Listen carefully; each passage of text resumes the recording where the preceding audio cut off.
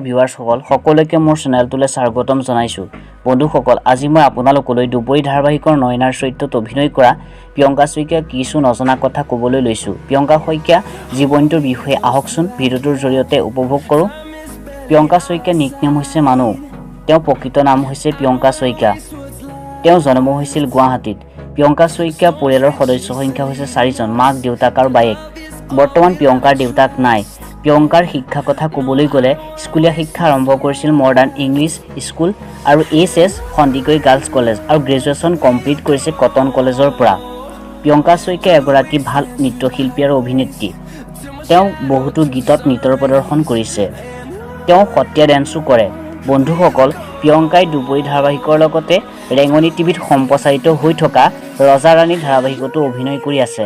বন্ধুসকল, আজি ভিডিঅ'টো ইমানেই আছিল। যদি চাই ভাল পালে তেনেহ'লে লাইক, কমেণ্ট, শ্বেয়াৰ আৰু চেনেলটো ছাবস্ক্ৰাইব কৰিবলৈ নাপাহৰিব। ধন্যবাদ।